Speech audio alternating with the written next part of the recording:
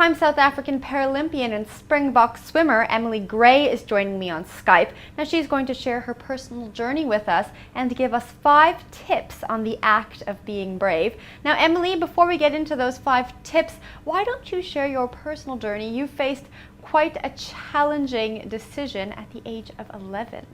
Yeah, so I was diagnosed with osteosarcoma, which is a form of bone cancer.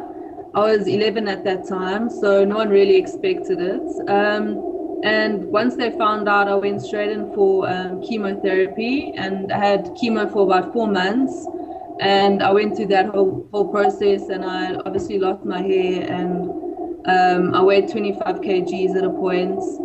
And then they actually saw that the cancer had continued growing. So the doctors then gave me the choice of getting a hip replacement or amputation. And I went ahead with the amputation just because the chances of a hip replacement, the chances of me surviving were quite low. So yeah, I went straight in for the operation the next day, and they amputated my leg through the hip. And since then I've started swimming, and I went to both the 2008 and the 2012 Paralympics. And I'm currently aiming for Rio in 2016. All right, well, I understand that you actually made the decision yourself at 11 years old to go through with the amputation. Is that correct? Yeah, I mean, I really actually made it there at that time with my mom and dad sitting next to me. The doctors suggested I'd have an amputation, and so did my parents, but it was really up to me. And when your life is on the line like that, and after going through chemo, you'd really just want this whole ordeal to be over with. So in a sense, it was an easy decision, but there were obviously a lot of worries going through my head at that time, like, you know, being teased by other kids, and being, you know, named weird, and even having like other boyfriends. I wasn't sure if no man would ever like me.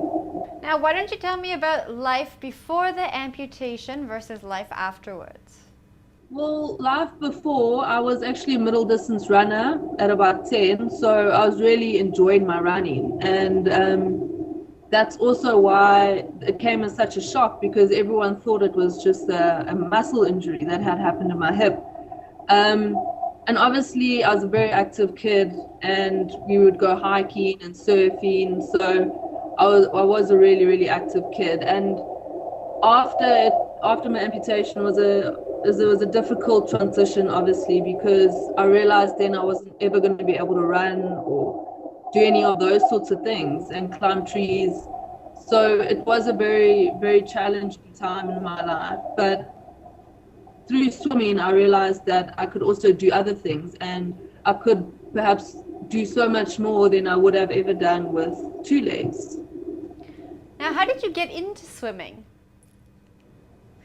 It was suggested that I go to Mandeville, which is a sports club for the physically disabled in Johannesburg, just to kind of help me get back on my feet and be around other people with disabilities, and hopefully open my eyes to realize that, you know, you're not the only disabled person in the world, because at that time you do feel like that. So yeah, I went to Mandeville, and then that's when it was suggested that I tried swimming. And yeah, since then I just really grew in love with the water and the way it held me, and the way I could just leave my crutches lying on the side of the pool deck, and my disability would kind of just subside. Now, is there anything that you can't do with this disability? Yeah, well, I mean, I obviously can't run because my amputation is so high up, it's really through the hip. So running is something I can't do, but I really try not to focus on the negatives, and, you know, obviously just concentrate on positives.